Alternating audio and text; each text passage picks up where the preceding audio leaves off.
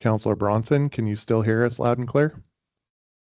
I can hear you. Can you hear me? Yep, we got you. We're good.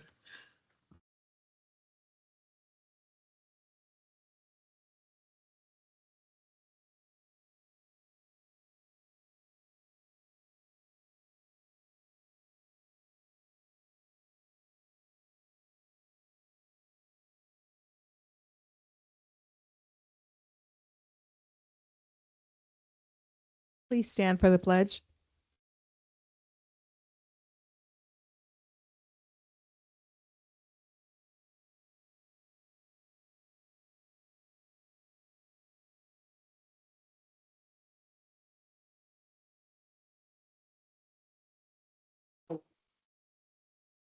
Cecily, roll call, please. Counselor Augsburger, Here. Counselor Bronson, I'm here.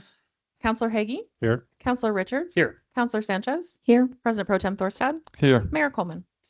Present. Please let the record show that there are 7 present and no absent. Before we begin tonight, I just want to briefly revisit a portion of our council rules regarding ethics and conduct.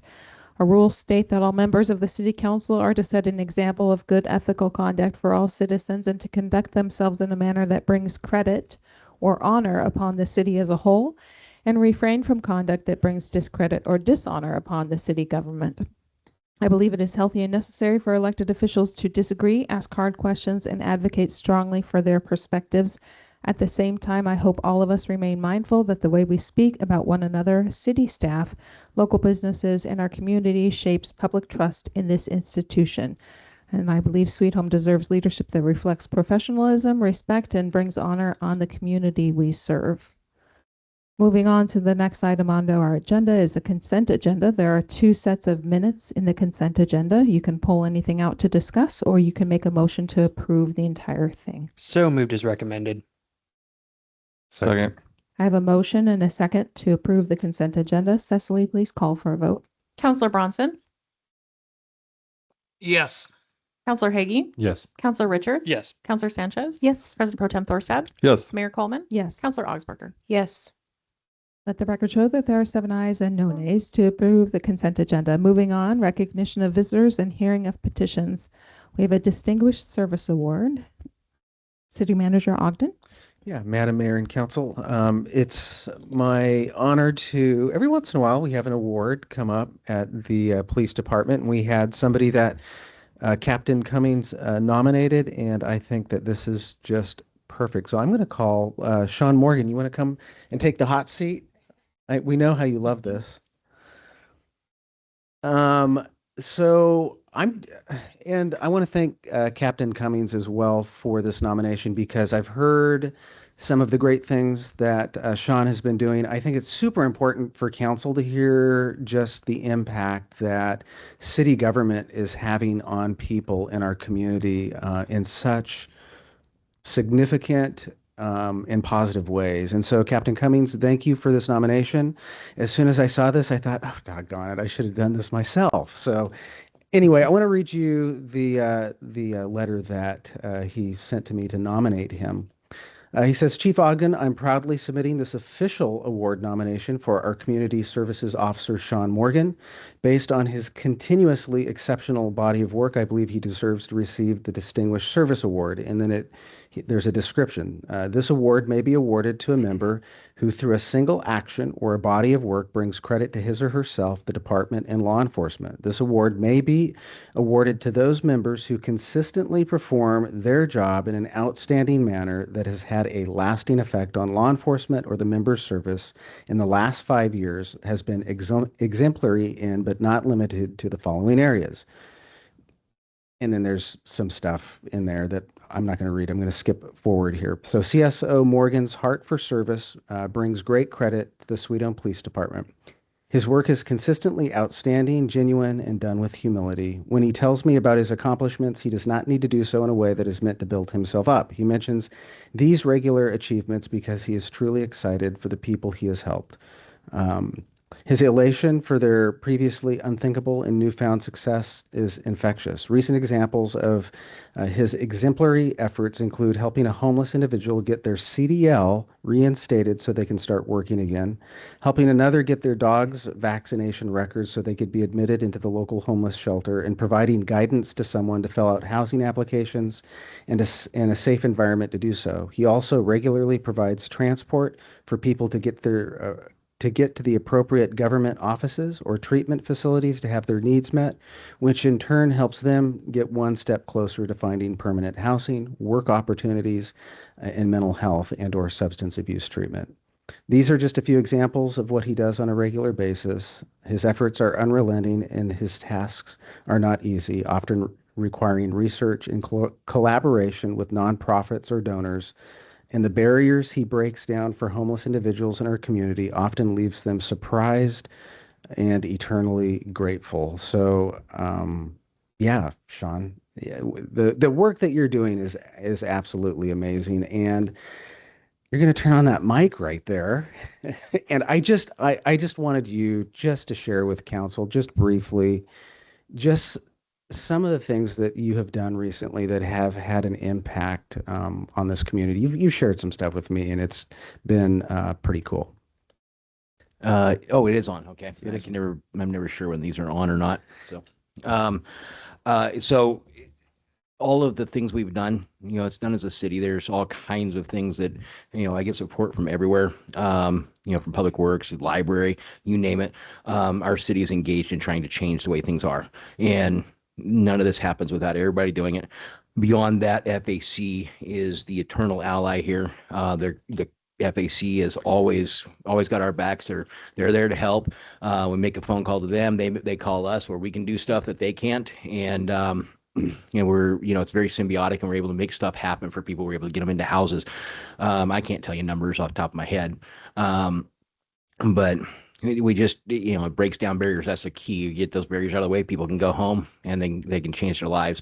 We've seen lives changed. Some of the frustrations are navigating bureaucracies today. I've been working on this for a week and a half here and there, on hold with Social Security. You hang up eventually and you give up, and go search for it yourself and try to turn it in somewhere. And I was able to get him into the office today. That's what I did today. This guy had been on the street. He was on the street for 30 years. He's been in an apartment for over 2 years now, about 2.5 years. And he was in danger of losing it yet again. This time, not a problem of his own making, but rather things he didn't understand and didn't know he needed to do. And Social Security, it's a very big organization. It doesn't know what's going on with its clients. There's too many of them. And he'd have been on the street within weeks if the job I can do wasn't here. I'm not sure who would have helped him in the end. But we got lucky. We got a breakthrough today, and it is solved. Social Security took care of it. I ran across 2 friendly people in the office, and the security guard too. He was very friendly. So I don't know how many people have had that experience, but I want to shout out to Social Security in Albany today, because they got it done. Things that we were messing around on the phone with for a week and a half now. So that's just one thing, and it took a bit of time to work on this one. He's a guy who's not going to be on our street because of this. He's going to stay in his house because of this. So, and that's the best part. You guys are paying me to do this. So I feel very lucky to be able to do this. And it's mostly not me. I don't know what I'm doing, but I know the people who do, and that's what I try to connect them to. So, I cannot say enough about the people who got this going. When we go back to Shirley Bird and Brock Byers getting things going, Candace Sturman keeping them along, and they did it with so much other help. And when I started in this business, we had Scotty McKee. He was forced indoors for a while because of COVID. We had Rachel Lytle, and we had Shirley Bird back in those days, and that was the only thing happening in this town. We have come so far. There are so many people working in our community to change this today. We are blessed. We are lucky. It is awesome. It is amazing what's happening. And I thank you guys for the opportunity to do this. It's been incredible. And I thank you for the support that all of you have given me in this. So Sean, appreciate it. Sean, real briefly, I don't want to keep you too long here because we got to get moving, but tell me, the guy that you got helped get that CDL, that was a cool story because he went out into the front parking lot to kick some people out that were been Yeah. camping out there in their vehicles. And Yeah. this turned into just such a positive experience. Yeah, I went out and there's a lot of cars out there and sometimes we're, a little, sometimes we don't chase them right out right away. And, they do a really good job. This crew of car campers that we have still camping in the PD, they're really good about getting their stuff picked up. They don't put stuff outside the car, but they're really good about getting rolling in the morning, most of them. This is a new couple. They were out there and they didn't know the rules. And I'd gone out. I'm like, that's a lot of cars. We need you guys. We need them all to move on. So I went out there and said, it's time to go, guys. Ran across that car. I've never met these guys. They tell us, they say, okay, and they leave. And that's my first contact with them. I didn't pursue any other questions with them that day. I had other things I needed to get done. Well, the very next day I was over at the FAC and, while I'm there, they roll up and they're looking for help and they're asking all kinds of questions. And we have this long discussion about, well, why are you homeless? Why do you not have a license? What's stopping you from getting your license replaced, getting it reinstated? $115. So because there's more than just FAC, this town, sometimes you'll hear a lot of criticism of churches for not doing more. And I want to tell you what, the churches in this town really do step up. If you ask them, they do step up, they step in and they do stuff. And it's cold hard cash sometimes. And I have at least one person I can go to, I can say, it's done. And I told that guy, it's done, let's go. And because I knew someone would pay for it. And that was amazing. And I know I can rely on this person to pay for it, this church to pay for it. And there are other churches that can do that too as well. That's probably one of the most amazing parts here. So that criticism, when you hear that, it ain't valid anymore. If it was valid, it ain't valid anymore. I took that guy to the DMV. We sat there and thank God Lebanon's got a short wait time and he gets up there, we make that payment, run that credit card, and he got his CDL, the little temporary one you get initially. He got that and this is a guy who wears heavy metal t-shirts. He's Gen X and he was in the heart of the heavy metal revolution. That's what he looks like too. And he was the kind of guy back in the 80s that you were scared of. And he did a little jump and a hoot and a holler and a cheer. He jumped at the clerk at DMV. He was excited. I made a video of him talking, thanking the people who made this possible. I didn't ask him if I could share it with the public, so I can't do that. But I did take that with him, and he was ecstatic. I haven't seen him since. So they have, they've moved on. That was the obstacle to a job for him. They're clean. They were clean people. They didn't have those issues. He just needed a CDL. He had a problem in the past and he got past it. He moved the time-wise, he was past it. He needed to get his job back. He said, what's the problem with getting it home? I can't work. Why can't you work? I don't have a license. Why don't you have a license? $115. Done. And I was able, because of this community, because of the people in the churches in this community, I was able to say, it's done. Let's go.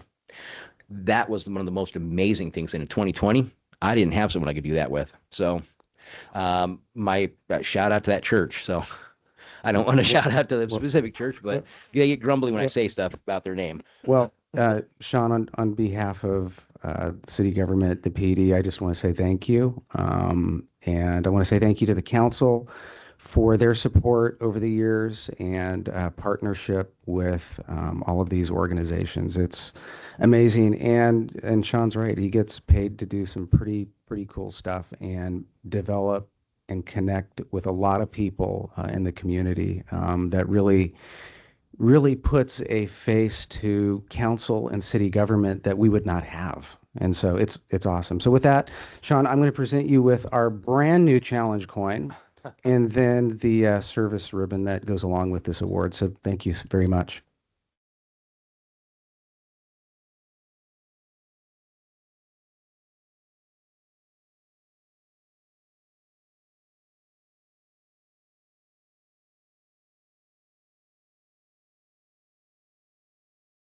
Thank you, Sean.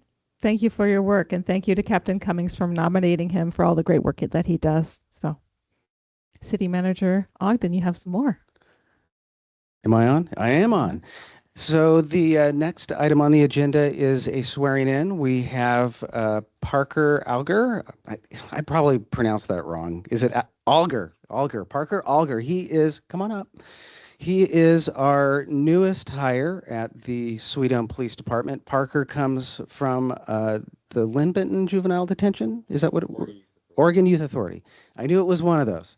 So we are excited to have Parker with us now, and so we're going to swear him in. So let's get you set up here so that we have a good picture opportunity. So I'll stand right here. You can stand right there, and feel free to take videos and pictures all you want. So raise your right hand and repeat after me. I, Parker Alger, do solemnly swear that I will support the Constitution of the United States of America, the Constitution and laws of the state of Oregon, the laws and ordinances of the city of Sweet Home, and the rules and regulations of the Sweet Home Police Department, and that I will well and faithfully discharge the duties of the office to which I have been appointed in and for the city of Sweet Home, according to law and to the best of my ability. Congratulations.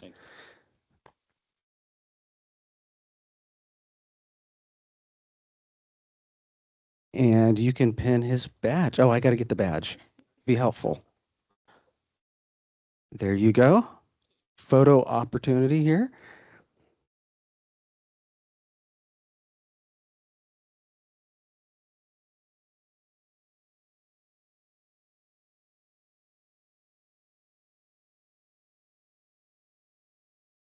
Congratulations. So I have this. You can sign both of these. One is for you and then one is for us. Just give me the other copy later. You can sign them later. Okay. So, all right. you. Congratulations. Thank you.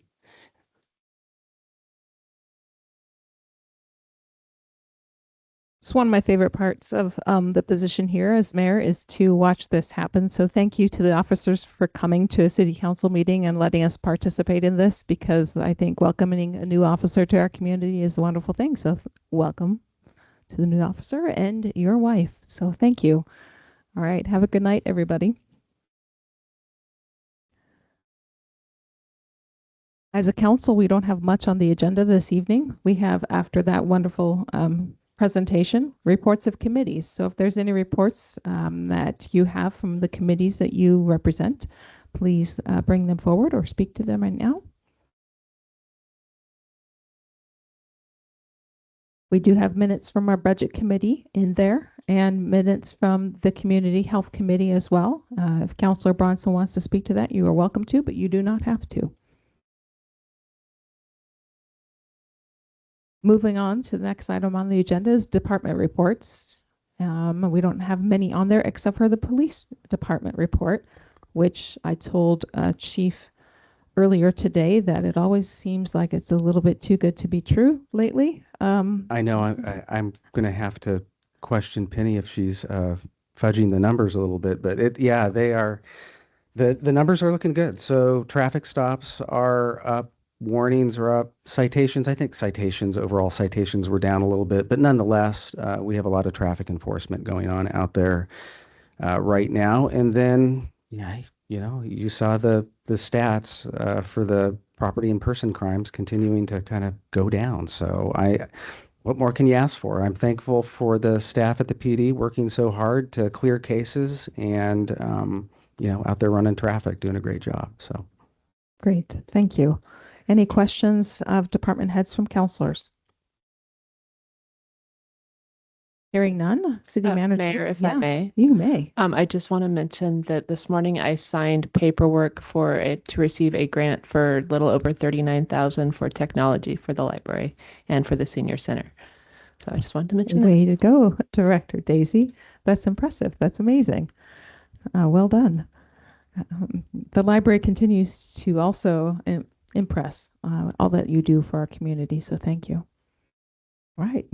City managers report. Yeah, Madam Mayor and Council. Madam Mayor, you had asked me to give a staff report regarding Dad Bod, just so that everyone had a better understanding of, what the city has done and how we have interacted with them, and really trying to help them along in the process. And so at the last council meeting, concerns were raised publicly regarding the city's interactions with Dad Bod Detailing, including allegations that the business was being treated unfairly or singled out. And following those comments, you had requested a staff report just regarding some additional context and regarding the regulatory requirements involved, the city's role in the matter, and the steps staff have taken throughout the process. So the primary issue in this situation involves wash water entering the stormwater system. So unlike sanitary sewer systems, stormwater systems discharge directly into local waterways without treatment. And because of that, wash water containing soaps, detergents, oils, or other contaminants is regulated at the state level through the Oregon Department of Environmental Quality, or DEQ, to protect water quality and aquatic habitat. These requirements are not unique to one business. Similar stormwater, drainage, pretreatment, and permitting standards apply to a variety of operations throughout the community, including commercial car washes, vehicle and equipment washing activities, industrial operations, logging-related businesses, and even certain public works activities. The city applies these requirements consistently based on the nature of the activity and the applicable regulatory standards. It's also important to understand that occasional charitable car wash activities are treated differently under DEQ guidance than day-to-day commercial car wash operations. Commercial vehicle washing activities generally require containment measures to ensure wash water does not enter the stormwater system. So in situations like this, the city's approach is generally to work collaboratively toward compliance before pursuing formal enforcement actions. Staff routinely provide time, technical guidance, coordination with partner agencies, and opportunities for voluntary correction whenever possible. While enforcement tools such as stop work orders or code enforcement actions do exist, they are not typically our first approach. So in this particular case, staff spent many months working with the business regarding permitting, drainage, and wash water containment issues. That has included meetings, written communication, technical review, coordination with DEQ, and discussions regarding acceptable compliance options and temporary operational solutions.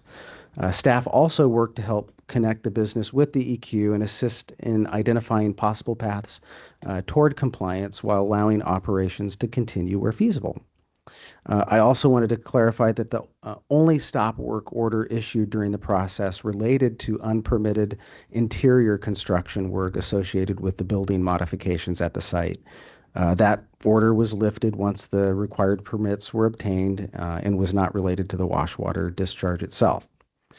Throughout the process, staff made efforts to avoid disruption to the business while still addressing applicable regulatory requirements. Staff recognized that compliance requirements can be challenging and costly for small businesses, and efforts were made to work collaboratively and in good faith towards a solution. So at this point, DEQ has confirmed that commercial wash water discharge into the storm system is regulated, and that standard day-to-day commercial car wash operations are generally not exempt from those requirements. Staff are continuing to work with the business on solutions related to containment and proper disposal of wash water. I also want to emphasize that the situation has never been about targeting a particular business or individual. Our responsibility is to apply regulations consistently, protect public infrastructure and local waterways, and work with businesses in good faith toward compliance whenever possible. So we remain committed to continuing those efforts and working towards a solution that allows a business to operate in compliance moving forward. So that's the best summary that I could give council, just to kind of give you an idea of what's been going on and how we've been trying to work with them. So, and if you have any questions, I'm happy to answer that. And I also have some other things in the report as well. Any questions of counselors? I just want to say thank you. Thank you. Yeah, thank you for bringing that report Yeah. and update. Just a few things to keep in front of you, or actually just a couple things. So the e-recycling event, I just keep bringing that up. Just a reminder to the public that that will take place here at City Hall on May 23rd from 10 a.m. to 2 p.m. It was a huge success last year, and we're excited to offer that opportunity to the community again this year at this location. And then the safety fair will be held June 13th from 9 a.m. to noon at Sankey Park. Always a great community event featuring games, a bike rodeo, hot dogs, raffles, you name it. We always have a good time at that event. So I think last year the weather was a little rainy, so we're hoping that it's going to be a little warmer this year for that event.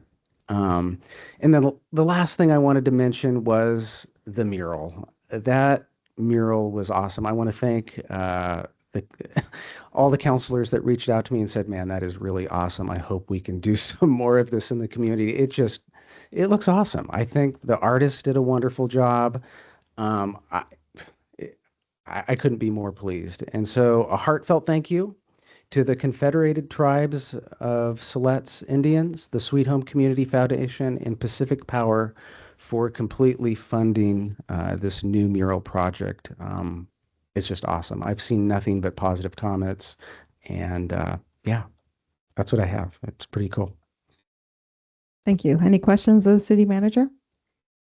I have one question about the mural. Did the artist, did we just tell them, we'd like it to include all things Sweet Home, and did they come up with the design, or who actually designed it? It's amazing. No, I also, I guess a huge shout out too, really, to the former ad hoc committee for arts and culture for their work. For one, establishing a public art policy, and two, assisting in the artist selection process. So, yeah. Yeah, I was going to include that in my mayor's report, in that in 2023, I established the ad hoc art and culture committee. And through that committee, we had the Paint the Town project. But one of the other things we worked through is a mural process. We had solicited mural ideas from the community, and we had I don't know, maybe 10 or 12 submissions. Katie and Karen submitted this idea at the time, and also another person that has been chosen submitted an idea. So in 2024, we had a jury choose the submissions, and that's also when we got the first grant from the Siletz tribe. And then, of course, the Sweet Home Community Foundation and Pacific Power also helped. So it's been a couple of years in coming, so I'm really excited that this has actually come about. And I've been sitting on this idea going, I know one day it'll get up there, and it's been so cool to see it come to life. And they chose the actual elements based off of what they know of Sweet Home. So. And Mary? Yeah. When are we going to have more? Right? I know. Well, unfortunately, those artists, we've already reached out and asked. They're booked through the entire rest of this year. So I don't know. We're already scheming. So we're already scheming. One of the cool things about this too is I heard, and it actually came through Cecily, that this has sparked conversation around the town, and other businesses are kind of interested in this. So we're trendsetters, right? So yeah, I'm pretty excited about this. I'm really hoping that this takes off. So yeah. I also want. Oh, sorry. One quick thing. I was gonna say I had several businesses reach out to me. I don't know if they did you too, but I'll forward that to you about doing something like this. Yeah, that'd be great. When we first juried these results and chose these murals, we also reached out to business owners, and I reached out personally. We also emailed business owners, and we did not have reception on people being willing to have a mural. So I'm really glad to have this out there, and then businesses can now see the work that can be possible. We do have another muralist who is going to be doing murals on plywood for us, and they will be placed someplace here in town in the near future. But I also want to say that I heard from a friend in Chico, California, because they had seen this on another website and said, I know that you're there, Susan, so congratulations on that mural. So, yep. Thank you to staff for working with everybody as well. That is all I had on my mayor's report, because it's been 3 years waiting for that. Next item on the agenda. Council business for the good of the order. I have one thing. I just want to remind everyone to vote. I don't think we have another council meeting before we vote. So I just want to remind everyone that you can go to the police department or city hall and drop your ballots off. So don't forget to vote. I do have one item that I may want to bring up of council business for the good of the order. I think that part of Dad Bod Detailing's concerns or confusion may have been cleared up if we had a business registry. And so I would love to maybe get that on a future agenda if the council is interested in discussing that, or a work session to discuss that. So I would be interested in that too. Yes, he brought that up also with me, but I'd be interested. other counselors, any interest in that type of idea? Yes. Yeah. Yes. We have a consensus of council, and yeah, so we'd love to have it brought up sometime in the near future. Madam Mayor, Yes. Counselor Bronson is trying to speak. Oh, thank you for alerting me. Yes, I support that as well. And I think it's a great idea. So thanks for flagging me there. Hey, any other council business for the good of the order? Hearing none, I will close this meeting out at 7 p.m.